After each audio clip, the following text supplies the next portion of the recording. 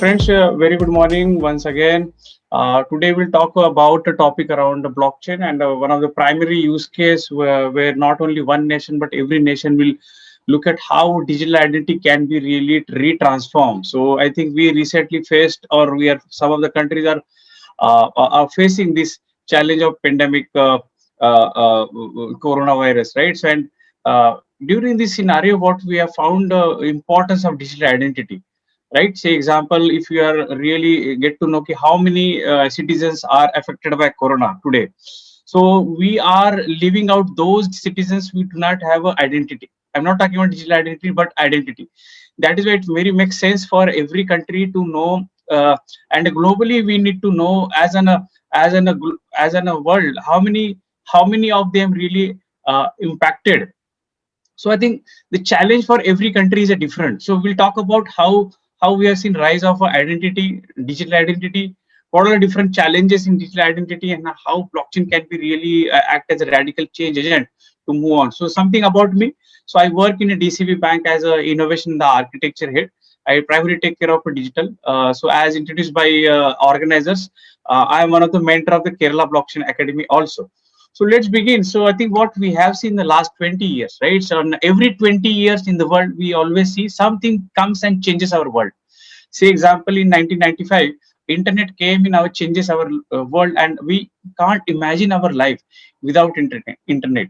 Or 10 years back, 10 13 years back, we have had android or iOS adoption, and globally I think we can't imagine our life now without mobile phone, without android or an iPhone. So I think we have to really see what is that comes and really changes the world every 20 years. And in the current era, when we are in 2020, and 2020 is one of the year wherein the world has really seen a lot of challenges. I think collaborative development of underlying systems and various governments, right, it's coming together, will really change the world we operate digitally. So I think that's a motto of my presentation. Looking at in India, can we imagine our life without Aadhaar today? Right? Say example, Aadhaar can be utilized for opening of your bank account. Aadhaar can be utilized to get a SIM card from a telecoms. It's on the fly. So there was a day like I got a SIM card, it got activated after 2 days or 3 days. Today it is not a situation. It gets activated immediately. Bank account opening. So when I had opened my first bank account way back in 2000, it took around 30-35 days to open back. Right? If I ask some of us who are listening, right? So would you like to open your bank account after 35-40 days? The people will say, I think your system is not really having a very good digital identity program, right? So I think almost every bank in India has adopted Aadhaar.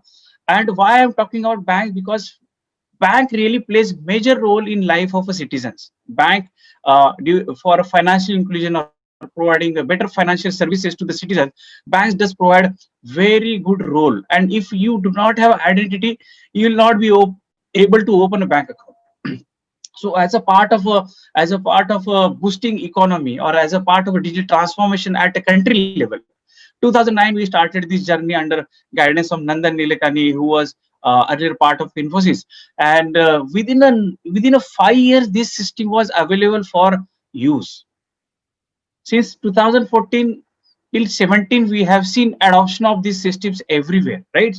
So that's the adoption which we have seen from 2009 till 2000 March 2017. Almost every citizen in India is on Aadhaar.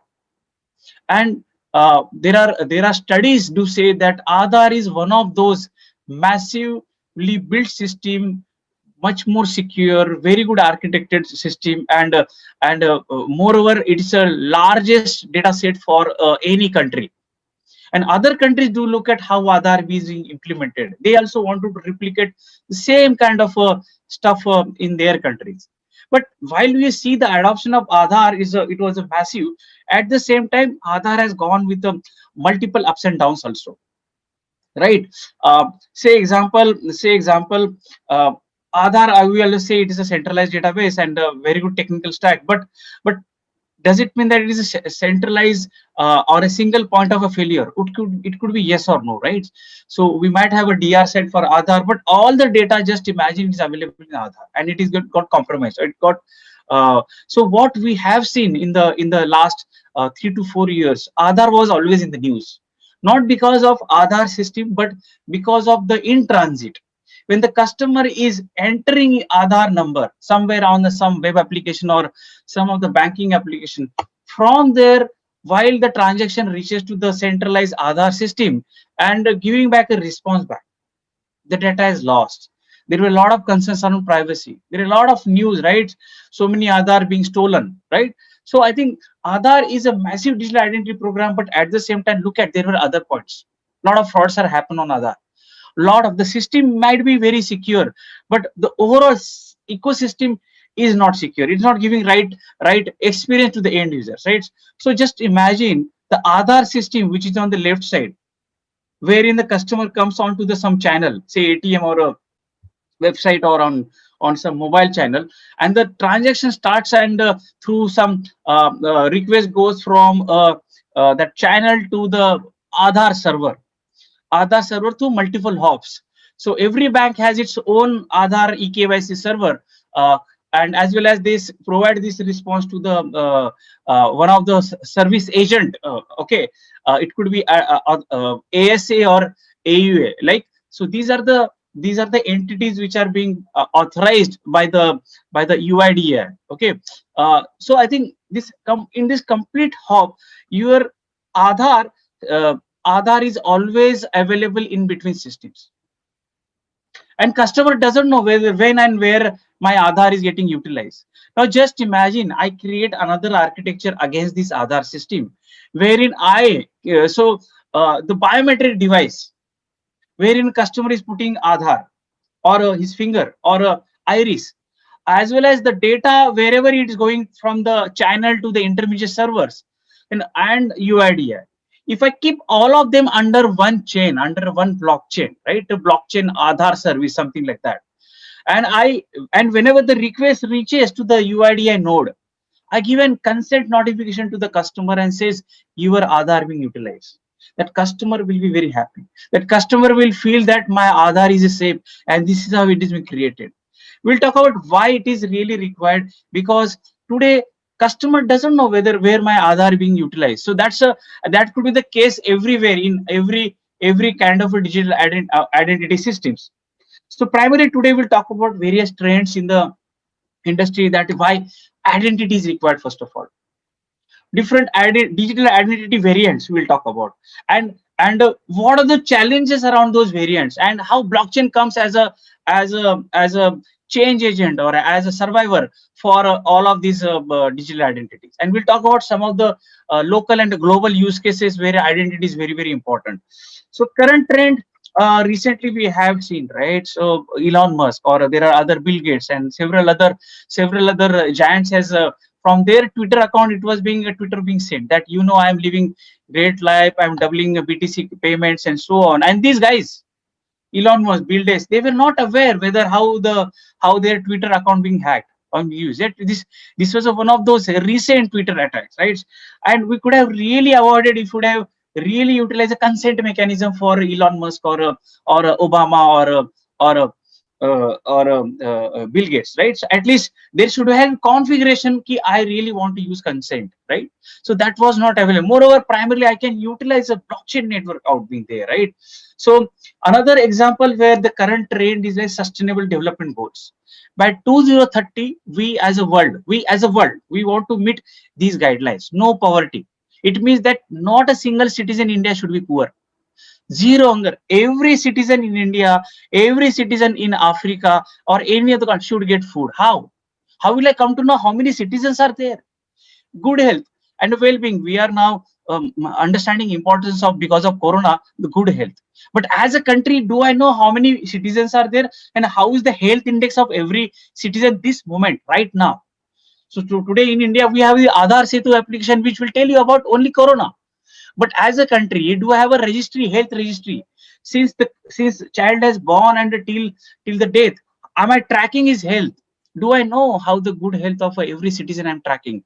Good education, right? Or gender equality, clean water, sanitization, and there are other like this 17 sustainable development guidelines being decided in 2013 by UN. And as a output, like we have some of the programs like Make in India, Swachh Bharat, and there are many other programs which Indian government is tracking. They are tracking on a weekly or a regularly basis. There is a site for tracking this tracking the progress of a 17 sustainable development guidelines at a state level. But when we want to track, are we really tracking it well? There comes a solution like what UN and World Economic Forum says: zero poverty, zero hunger, good health, and some of the other sustainable development guidelines. You can track it with the blockchain based systems or AI, with the adoption of emerging technologies. So understanding of a digital identity, unless you know who are all there under identity, you will not be able to track poverty or health or hunger, or there are many other life on land, or climate actions and so on. So, and today 1 billion people are estimated lack of identity itself. So we don't know what these people are. Who are all these people, right? Out of those 7.6, this report is around last year 2019 by McKinsey. So 3.4 billion people have some form of ID. Before 2014, we were not aware in India how many people are having identity. It was a mess for an Indian to open a bank account. It was a mess for an Indian to open take a loan. It was a lengthy process. Buying, selling land, or taking electricity at your home, going for a rent in another state, or a registration of your company in another state, are the still same challenges for even if you have Aadhaar. 3.2 billion people have some form of identity and a digital trail. What does it mean?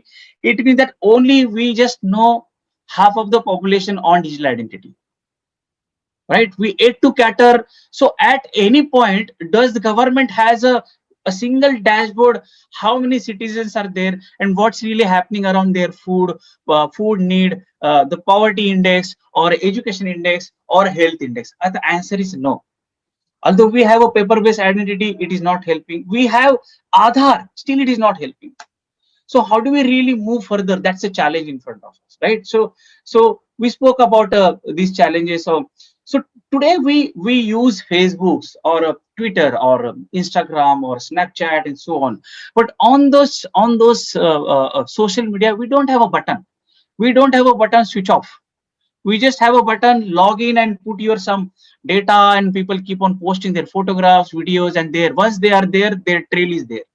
You don't have an option single today to know who is watching your content. You don't have an option today that today how many people are viewing your content, how many people are tracking, liking your content. Moreover, if you want to come out of the Facebook for 1 day or 2 days, that facility is not available, because even if the facility is made available, still your data will be always there. Post announcement of a GDPR, the things are becoming more and more complex. How do we handle this data or digital data, right? So apart from digital data, this paper based your passports, or I have seen multiple cases in my experience. People are having more than 20 Aadhaar cards. How is it possible? How is the integrity of Aadhaar can be really made available?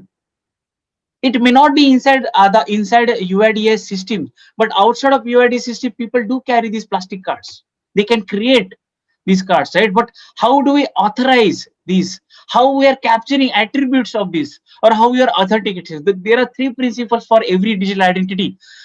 How are we authorizing? For what purpose you are authorizing? What are those attributes like date of birth, name, are we are capturing? And how you are authenticating? Is it authentication against that paper or this card, or it is an end-to-end? That is why it is very important for when your authentication or authorizer you are tracking, it should be end-to-end. It should not be only at a server where authentication happening. It should be at a consent has to be provided to the customer also. This is one of the like private property boards, right? This land belongs to me. Even if I know, still I have to put this land belongs to me. For what purpose? Because in some of the countries there is no adequate infrastructure, right? The land doesn't have an identity. It does have, but it's not digital. It's a paper, right? So many within India, so there are so many states, they have a only identity of your land or your home is a paper based. It's not digital. Even if it's digital, it's not on blockchain. So recently, last year I was in touch with the Uttar Pradesh government. They have digitized all their lands. Now they just have to put it into blockchain. Telangana government has done a couple of pilots. Andhra Pradesh government, they have done a couple of pilots for land registration on blockchain. Dubai, Estonia, all they are the front runners in the public sector use cases on a blockchain, where real estates or buying, selling, it's always happen on blockchain. I think from where my fruits are coming, from where the goods are coming, from where my medicine is coming, from where the stuff which I'm utilizing coming, it's a very big question for every citizen in the world now. Post pandemic, I really want to know if I'm ordering a food, from which restaurant is coming. Is that restaurant is authentic restaurant? Is that restaurant is having a proper license to run a hotel? I would like to know, as a end user. I would like to know. The food is one of the service, but there could be 400 plus service where I want to know whether I'm dealing with the right corporate, where I'm providing my information of identity to get a credit card or debit card, where I'm providing information to right person or right company. The traceability of this whole aspect is very important. And as customer has become more digital savvy, they are asking this question to you. They are asking this question to corporates: Is it safe? Are you taking care of me properly?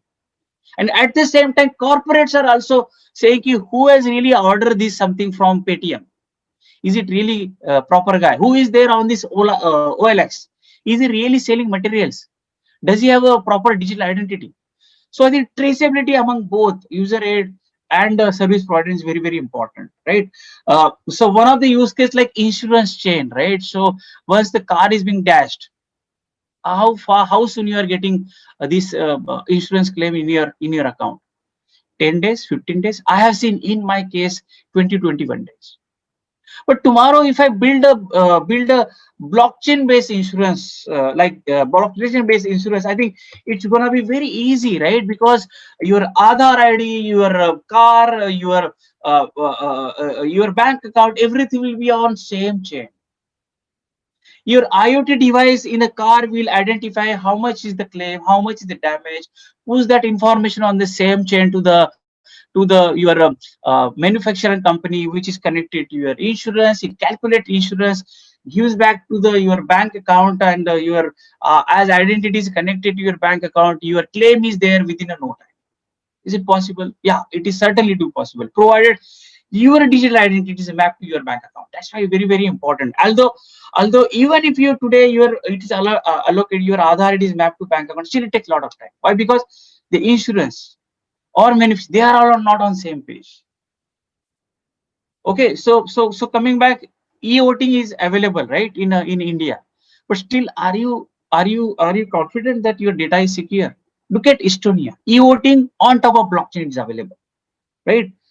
That gives a guarantee for end user that my vote is safe and it's counted, right? Or say example, today we talk about only workspaces or automobile or digital media or something like bikes, or these things are on marketplace, co-working spaces. You don't have to buy a place and start working. You can always go for a service. Ola, Uber, right? You don't have to buy a car to go to reach out to your office. You can always go for that service. Food or food preparation from. So I think while you're availing for this service on a marketplace, more and more challenge will come for a trust. Who is that guy who is ordering? Ola and Uber, right? Is he really authentic driver today? He is driving. Right. So the workspaces you are going for are under digital identity. You are visiting nearest hotel. That hotel will ask you the some paper like Aadhaar, but he doesn't know that is it really actual Aadhaar? Is that your system Aadhaar system has to be integrated on same chain with Aadhaar? Is it possible? It's possible, and that will really boost a lot or remove a lot of frauds and so on. So today, your individual corporates are changing. More and more customers are going on to the on mobile. They are more on technology. They are more tech savvy. They want to control their own data. And at the same time, banks are also moving away from your bank branches or mobile banking. They are providing their services onto some other channels. They are providing some service, authentication service on biometrics.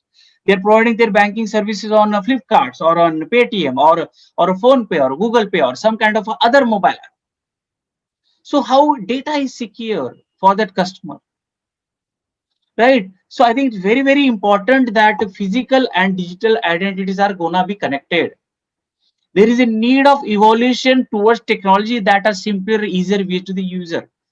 We while we are doing this complex architecture with open banking and for end user, it should be very easy, passwordless banking. Or look at his biometric has to be connected with some blockchain and utilize it, and he should have a consent. I think while we are entering in this individual corporate changes, and once 5G will come to our life, these changes will be more challenging. It will not be easy.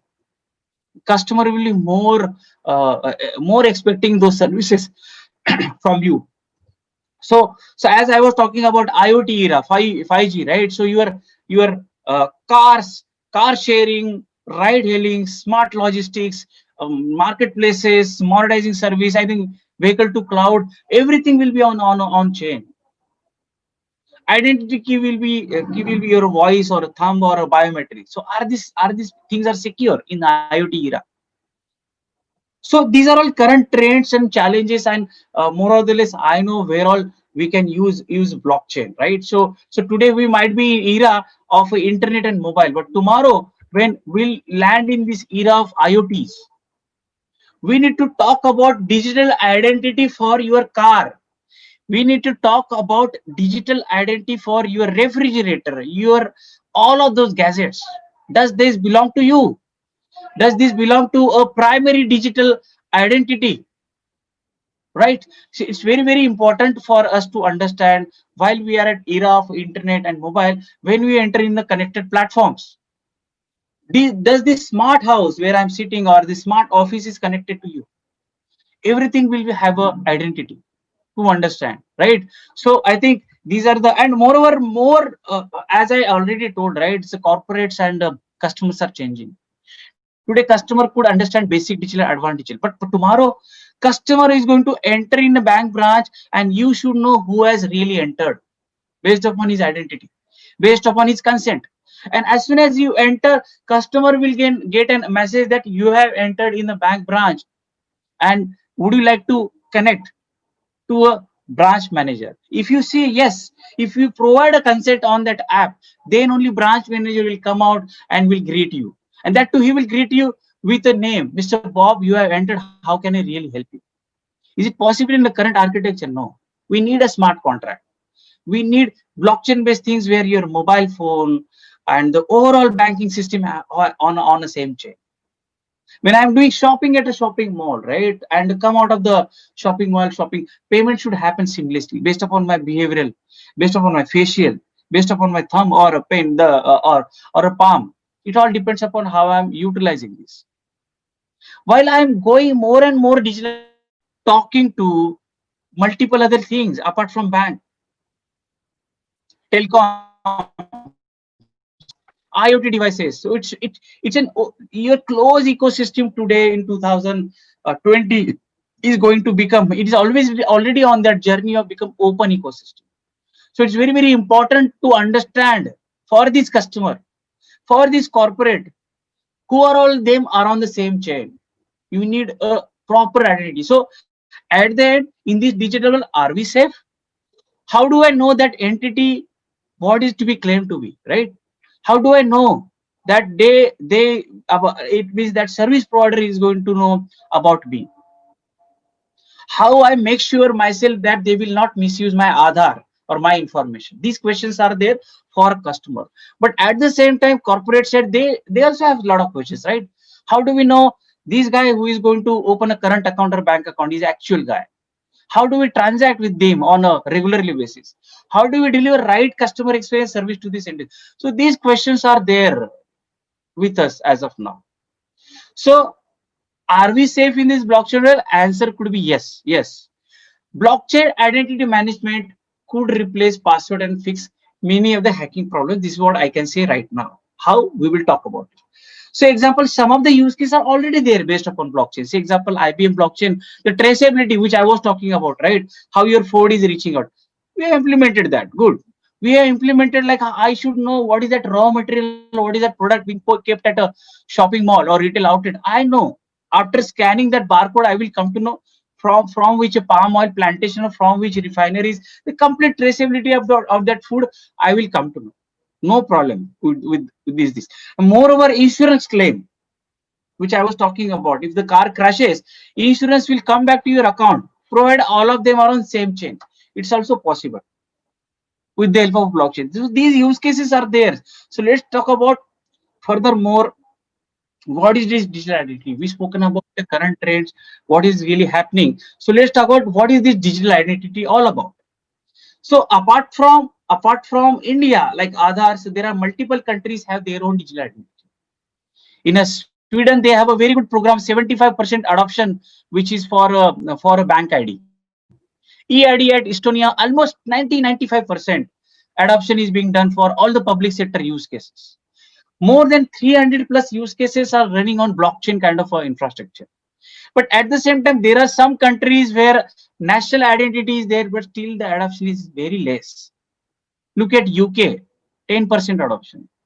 Look at Secure, 50% adoption in Canada. Look at national EID program in Nigeria or digital identification programs in Argentina, 10%. I think very less of countries have done huge adoption.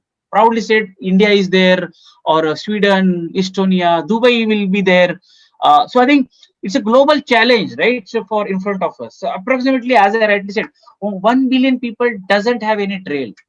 We don't know who are all there digitally. They might be living, they might be having access of food and all, but as a when we want to achieve that 2030 sustainable development guideline, why are we leaving this 1 million people? So what is a digital identity is unlike a paper-based ID, like a license or passport. Some of you are guys carrying in your purse right now. You're carrying all these cards right in your purse. Digital identity is something which is available remotely over digital channels in a simple language, right? More, if you make more complex, digital identity is verified to a high degree of assurance, unique, and established with the individual consent and protect and use privacy control over the data. In a nutshell, we should know end-to-end traceability of utilization of this digital identity. It authenticates your identity over digital channels with a through one or more channels. That's a digital identity. So furthermore, if you look at identity is a collection of what? Identity is a collection of data or information that describes an identity. That information may come from your individuals like age, height, date of birth, fingerprints, or accumulated. So these are inherited attributes, right? It is always available with the individuals, right? Your fingerprint, biometrics. These are accumulated health records. And the lastly, which is assigned, I have assigned this Aadhaar number or national identify number or telephone number or email address. So there are three different types of attributes: inherent, accumulated, and assigned for individual. Similarly, for your corporates, they have their own identities, or the assets like land and all, they have their own identities. So digital identity as a whole, we should know these 9 parameters out of this inherent, accumulated, and assigned. So what I mean to say, identity has a three things. Okay, attributes, which is in between. We spoke about what is this attributes all about. Authorization, how I am utilizing these attributes or identity, and how I am authenticating this. So if I'm putting my Aadhaar number, how authentication happened by bank. I'm utilizing for bank account. So this is around authorization. How, what is that I'm authorizing? Biometric, right? So combination of all these things remotely, digitally, we will treat it as a digital ID ecosystem. This is all about digital identity. And who are all the actors utilizing today digital identity? Normal citizens like you and me. Identity providers like UIDI or a PAN, or a relying parties who are entities are accepting your services, government, and finally complete ecosystem where all these people are talking to each other, all these entities are talking to each other. Today they might be talking in a client server mode. Tomorrow it could be blockchain mode. So primarily how it works, the user presents a set of attributes, and these attributes are authorized, and the service is given back to the customer. So primarily, once again, digital identity is a combination of various attributes for individuals or corporates or assets. Could be inherited, could be captured ones, and could be nominated or given. And this digital identity has to be authorized and authenticated. The whole ecosystem will call as a digital identity ecosystem. And so today, with a digital identity against physical identity, much more security, much more privacy and control, better user experience, flexibility. Imagine I want to open a bank account, it happens immediately today. And it is far more secure compared to the paper based. It's far more very good user experience. I don't have to stand in those long queues for a bank account opening and so on, right? So there are quite a lot of, so finally, digital identity should, good digital identity should have these four properties: verified, unique, unique, and established the individual consent. This is very, very important, where blockchain plays complete role, and protects user privacy and ensures control over personal data. The digital identity, which has all these four features, I will treat it as a very good digital identity ecosystem. Let's take example of Aadhaar. Protect over user privacy, ensures control over personal data. It's lacking. It's not there. Great. It is unique. Fine. It is verified, authenticated. Fine. But established with the individual consent, it is lacking. So whenever you are there in any of the country, any of the state, look at which digital identity system you are utilizing as a corporate, as a country, or as a individual, and look at all these four properties. If that digital identity ecosystem is not aligned with these four properties, there is a room of improvement. And there comes blockchain and says, I will provide all of these four properties to you. Isn't it that great, right? So there are different types of digital identities. Biometrics, under biometrics you have fingerprint, face, voice, DNA, ID cards, right? Or you have a supporting like barcodes and QR codes, or mobile IDs on your mobile phones, OTP or smart IDs, or like this fraud risk based. So I think there are different ways of digital identity. Now these are all attributes, right? Understand? So these are all attributes. Now there are more than 6,000 plus identities in the world. Imagine, in a scenario like a corona, I think how will I capture all of these digital identities? Can we not have a single identity across the world? Can we not, at least at the India level, should have a single identity and work around that? So there could be different attribute form factors, fine, but it has to be attached with the one single dynamic identity, and it should be always there with the customer. It should not be stored somewhere in the some storage. It should be consent, at least should be available with the customers. With a digital identity, there are multiple applications. I think everybody knows, like food or travel or e-government, telecoms, smart cities, healthcare, everywhere digital identity being utilized. So primarily there are a lot of benefits of the digital identities. I will not go much into that. The advantages could be for consumers to get better service, or workers to get aligned with the proper employers, for SMEs, for asset owners. So I think there are a lot of advantages.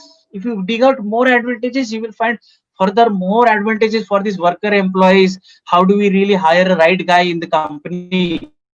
How do we do the automated background verification? Today, a guy who has a one clearance certificate from their previous employer, he is able to apply it for multiple jobs. He has multiple offers. What happens due to this purpose? The employee will go with only one company, right? He will produce that certificate, clearance certificate with the last organization to one company. He will get an offer letter, and he will use that offer letter everywhere. These are like frauds. At least a company who has provided offer letter should know how his offer letter being utilized somewhere else. Can we not have all the employers under one chain? Can we not have all the education systems under one chain providing education certificate? Similarly, you have a multiple use cases, right? On for a consumer or a SME, right? To get a proper loan today, SME, again, against one property, they can avail loan for multiple banks. How? Why they can do it? If a SME has gotten a loan from one mortgages, and that should be tracked under blockchain, so that he visits another bank for the same mortgages, another bank should highlight, you already have taken a loan for that property, my dear friend. And he should intimate that another bank, please take care of this customer. He could go an NPA, he may not repay you because he's asking more loan.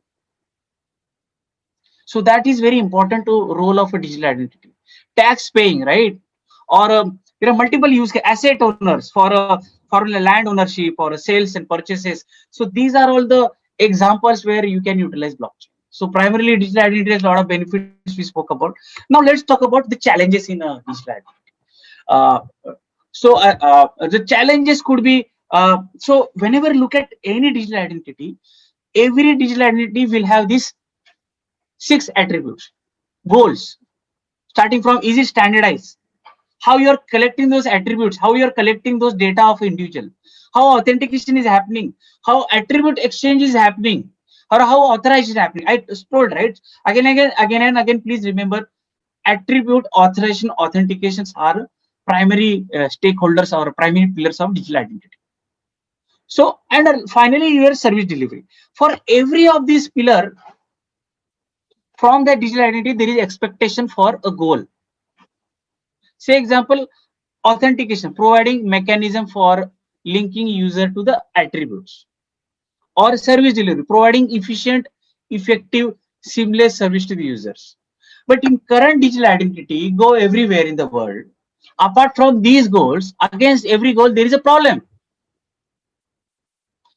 Authentication, there are weak authentications. Lack of coordinations and consistency, there are no standards.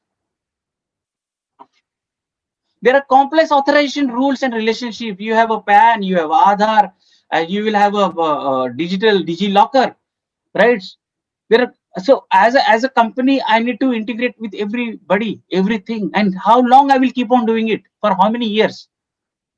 So we need to address all these 6 goals for every digital identity. While we are addressing 6 goals, it's a dream come true, right? Dream come true digital identity system. It's going to be possible, may not be, right? For a country who is starting his digital identity program afresh, it's possible for them to take care of all of this.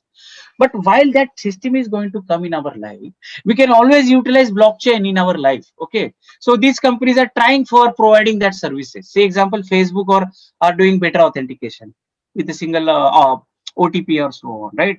Truly are good at a service delivery or attribute collection. Or we have a NAMI or a trust who are better in authorization. So as a single, we don't have anybody. So what to do till we deliver, till we have this effective identity system? If you have to create this effective identity system, we should know how do we tackle all these 12 parameters for people, business, and society. It could be around fraud, it could be around information exposure, or how do you are capturing data, service acquisition, so on. Let's take example in banking itself. In a banking, inefficient and costly onboarding process, is it? Yes, it's inefficient. If you want to, I'm not talking about those banks who are already on a digital mode of opening account. The banks are there, banks are always there in the bank branch also. It takes minimum 5 to 6,000 INR to open a bank account, and with a multiple process, multiple operations, and end user doesn't know when his bank account gonna get open. So there are multiple such parameters, business problems are there for opening a corporate or a retail bank account. Multiple views of customer, right? High fraud rates, difficulty of tracking the ownership, highly manual and time consuming process. So this is an illustrative, and there are more problems in this very complex we spoke a lot about. And these are all because why? Because you have multiple attributes. We have a variety of ID documents in a country like PAN, Aadhaar, and so many things, right? Sorry to interrupt, sir. A lot. So I think there are a lot of challenges in a nutshell in a digital identity. Hello, Prasanna Lohar. Am I audible to you? Yes, sorry for Yeah. interrupting. We are running short of time. Can we take the questions now? Yep. Yeah. Okay. Yeah. We can. I just provide me around 5 minutes to close my session. Then we Sure, can take. sure, sure. Thank you so much. So friends, There are challenges around all these areas. So today we have challenges up to client server. Tomorrow the things will go on IoT. Then we'll look at user centric and self-serving kind of identity. So in a nutshell, what we have seen: centralized identity, federated identity. We are in mid of a user-centric identity, and certainly we have to adopt self-sovereign identity for end users, for your identity around your devices. So blockchain-based digital identity is very important because it will resolve all problems, because digital identity will not replicate. It will be tamper-proof, and the process will be tamper-proof to capture or authorize. So there are multiple programs today which are happening on a digital identity. There are three types of programs: enterprise, within one bank, how do I identify a customer; consortium, between one bank and another bank, how do I do the use cases like a KYC, centralized KYC, like how can I utilize same KYC among other banks; and a self-serving identity, which is a public kind of ecosystem, wherein how do I identify the end user, like programs like Sovereign Network on Hyperledger India. So typically when you look at putting blockchain based digital identity, look at these three flavors. Self-sovereign identity we spoke about. How does it really work? In a nutshell, there will be always a user authentication. Identity will be issued by a issuer, and that will be available in a blockchain registry. And the customer will be always asked for an consent, which will be verified whenever he is doing a transaction or authorization authentication. That is how the future of every digital identity should be. This is an example where how a credit card can be utilized. Okay, having credit card, this card is a tokenized into some other card, and the customer is provided with consent, then only purchase will happen under that digital identity. It can be utilized by various things like school, governments, banks, by multiple users, right? So once again, we will have a wave 3 wherein a self-sovereign identity implementation will be part of every ecosystem. And the benefits for, again, although challenges were there will be benefit for all of these individuals and businesses and the government. There are other programs like Civic, UPort, the Sovereign are under such things, and multiple use cases which you can see. I'll talk about KYC. In Japan, this centralized KYC is being implemented, sharing KYC, right? Or you talk about in India, I am working with Infosys and other for providing the 15GS or taxpayer services for a digital identity. There are multiple things, at least in India, Telangana government, they are working on a land kind of a registration. Cross-border payment, we need digital payments, a digital identity, or you talk about trade finance, or you talk about your complete banking will go on a digital identity, or a blockchain-based kind of a banking, or you talk about supply chain, you talk about agriculture, where the most fraud does happen. We need all these identity like Aadhaar card to be utilized for paying out actual money to the farmer, actual rate to the farmer. It will happen provided complete cycle comes onto the blockchain. Sharing those content onto the media and internet content, but the royalty is not received by the content creator. Can you not create this digital identity based upon a blockchain? This will be around enterprise. It will not be public. It will be around a consortium kind of digital identity. There are three types: enterprise, consortium, and self-sovereign. So this will be around a consortium kind of. IoT, when IoT will come into picture, it will be more challenging. So that's how blockchain will come into the picture. Solar Coin is one of the program which I am working closely with Uttar Pradesh government, where utilizing the identity for each house is very important. Complete city can come under a digital identity based blockchain network like Estonia or like Dubai. So that could be the one of the use case. Many countries are doing globally various digital identity programs or various public sector use case where they need a proper digital identity.